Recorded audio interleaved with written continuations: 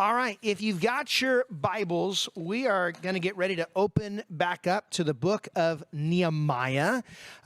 This has been a great study as we're looking at so many different things that are going on in our world right now, talking about restoring, rebuilding, brokenness, difficulty. That's what the book of Nehemiah is all about. The book of Nehemiah starts with a young man growing up in a palace, countries away over in what would be modern day Iran.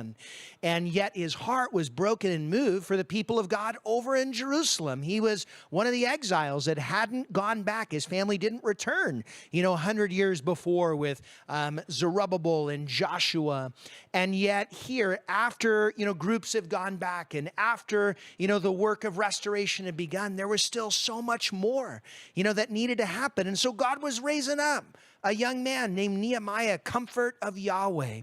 And there, as God stirred his heart, and little did he know that working in a palace and seeing all those different things were going to be tools that God would use to use this young man as a spark to begin to not only light the revival in terms of clearing out the rubble, to get back to doing what God has called his people to do. Like, we need to finish the work. God has called, us to rebuild the city, to restore the walls, to get the people back to doing what he had called them to do. But what you'll see later as we get into the book, it wasn't just about rebuilding the walls. It's about rebuilding God's people. And it led to revival. And man, I'm excited to see how God wants to be doing that even in our lives as we continue the process of rebuilding. And we left off a couple weeks ago talking about the rebuilding of the gates. That was the big issue, there in the city, is the city walls. There were gates that were burnt down and broken down. And, a city with no walls, a city that had no protection. Well, that's a city that's really vulnerable.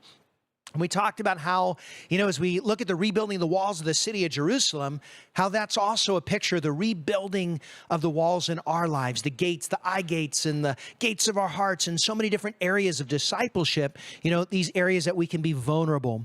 So what we saw as the work of rebuilding begun, there was some opposition to the building, and we began looking at this last week. Last week was part one of opposition, and we saw how from the very beginning, as Nehemiah began to make his way over, that there was these guys, Sanballat, Tobiah, Geshem, that were already angry, bitter, that somebody would come seeking the peace of Jerusalem, seeking to begin rebuilding. And so we see this animosity, this anger, really this hatred, stirred up at Nehemiah and those that would begin doing the work. And we're like, why are these guys so mad?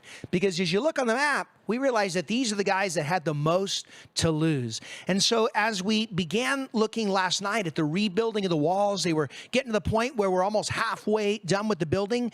We began to see as this hatred, in their heart began to vomit out of their mouth. And we saw the mocking and the way that they began to try to discourage and distract, them from doing the work. And so last week we kind of talked about this hatred, this opposition that can sometimes, come at us from the enemy, that really its whole goal is to undermine, to get us to stop doing the work. And so identifying some of these external, what you and I would call spiritual warfare attacks of the enemy and how the enemy wants to do it. Well, that's an important, thing that the Bible warns us not to be ignorant of some of the enemy's devices. And so last week we saw some of these external ways, the enemy will try to attack us, in terms of this hatred. And we're reminded, Jesus said, look, they're going to hate you because they hate me. We need to realize, although we take it personal, it really is spiritual. And if we're making the enemy mad, maybe we're doing something right.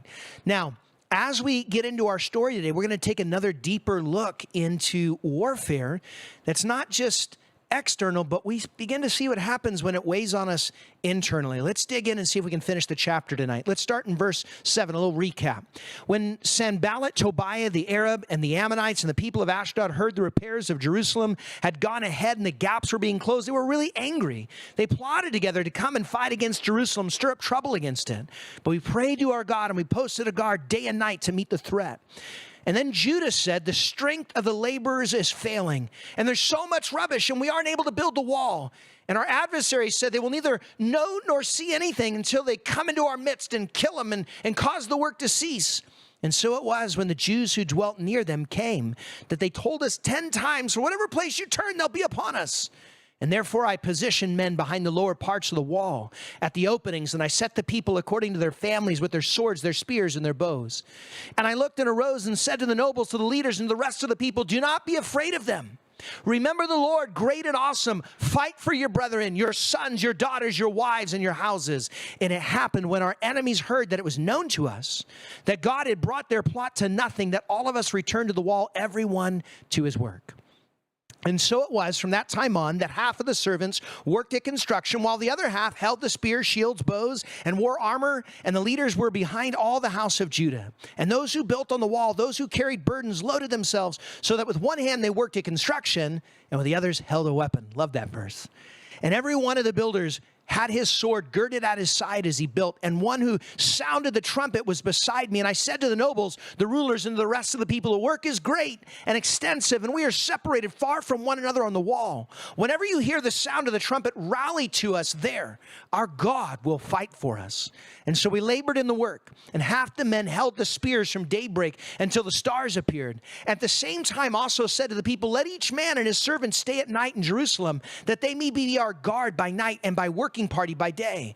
So neither I, my brethren, my servants, nor the men of the guard who followed by me took off our clothes, except that everyone took off for washing. So here again, we're in this process of rebuilding. The work has begun. It's happening. They're up to half its height. And what do we notice? The opposition doesn't stop. You know, just because we saw that Nehemiah was like, all right, hey, we're not going to let this distract us. We're going to keep building, didn't mean the enemy gave up. But what I want you to notice here, this next level of opposition wasn't so much external, but it was internal. And I think when we're fighting against so much opposition, you know, there comes a moment sometimes we don't even realize it, where the battle is no longer about what's happening on the outside, but we begin to see that the battle starts to take its toll, and it begins to happen here on the inside. Do you know what it's like to begin to get discouraged? You know, the word discouraged, to deprive of courage or confidence, to hinder by disfavoring or dissuade from doing something. You know, discouragement can either happen on the inside, or it can happen from somebody like taking the courage out of you from the outside. And that's kind of what we see, what's going on here with the opposition. So if you're facing some situations today where you're just getting discouraged, you've lost sight, you feel like you've lost hope, I've lost perspective, or maybe there's other people who are trying to rob you of your courage, pay attention tonight.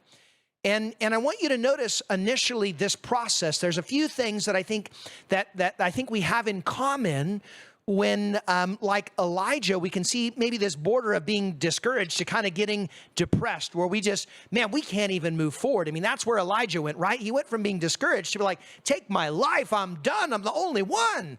And man, some of us are really capable of, you know, like that arrow just piercing the armor and getting right in there. I mean, that happens to me sometimes. So it's helpful to look at this process and say, what does the process of discouragement look like? Well, notice a few of the things, you know, that the people were saying. It said the strength of the laborers were failing. It said that it just felt like there was too much rubbish, that they couldn't even build the wall. And it seemed like they were hearing from their adversaries like, man, we're going to come get you. We're going to take you out. Let's look at the process of discouragement a little bit. Few things that I think that we can see that tend to give us some help to say, maybe my perspective, you know, is getting a little bit off, you know, where I'm really just discouraged. And so we see here a loss of strength, right? Like physically, they've been working so hard, their strength is failing. They're tired. Man, they've been building this wall. They've been clearing the rubble. But in the midst of this whole process, there becomes a loss of vision. No longer can I see the light at the end of the tunnel, right?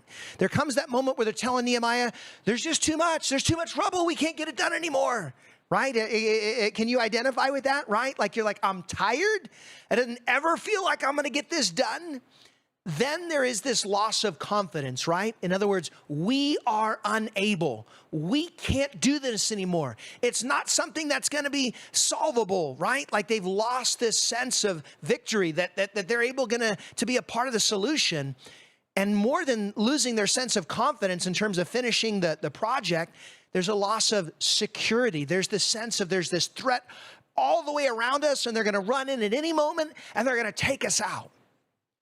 If you were to stop, if you're feeling discouraged, if you're feeling overwhelmed tonight, looking at this idea of, man, there's a loss of strength, there's a loss of vision, I've kind of lost sight of what I'm doing, there's a loss of confidence, I don't feel like I can do it anymore, and there's just a loss of security. It feels like the enemy's just running ramshot, any moment going to take me out.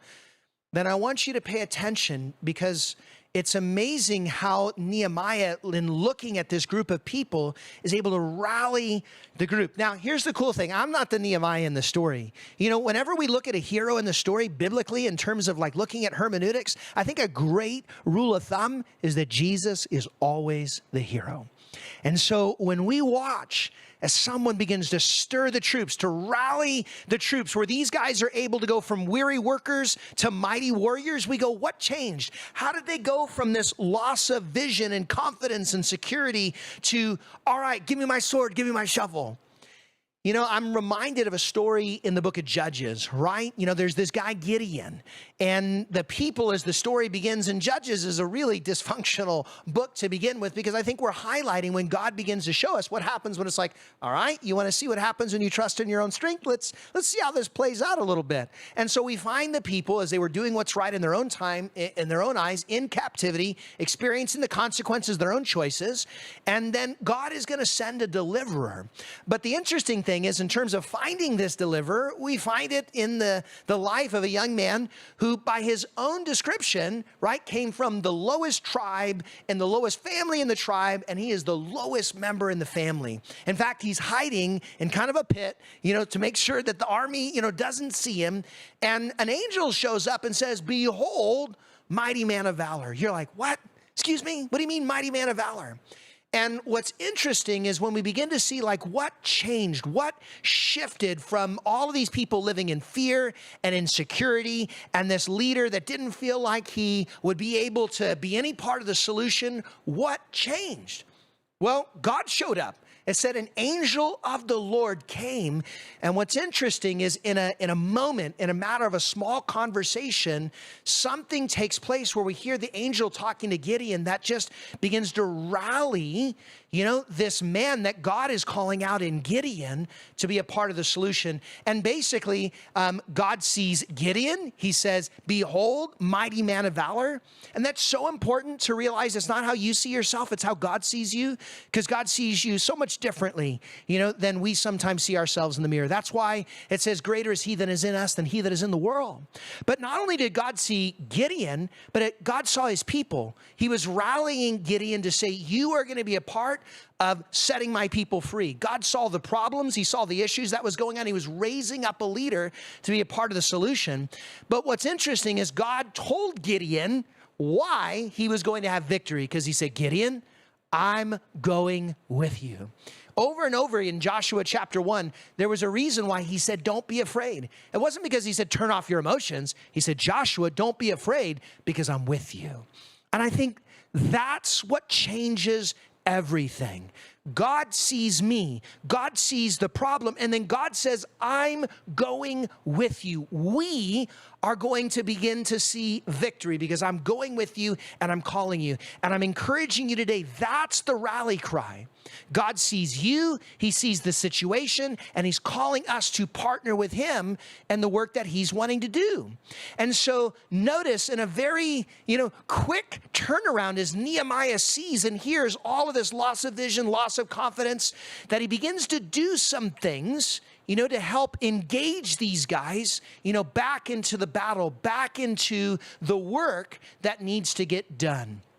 Notice the first thing that Nehemiah does. He says, therefore I position the men behind the lower parts of the wall at the openings. And so the first thing that Nehemiah does is he identifies, he says, all right, where are we vulnerable? All right, where are the walls getting low? And if this is where the walls are getting low, guess what? This is where the enemy's coming in. And so when we're dealing with discouragement, one of the first things we can do is say, all right, guys, where the wall's low, let's reinforce this.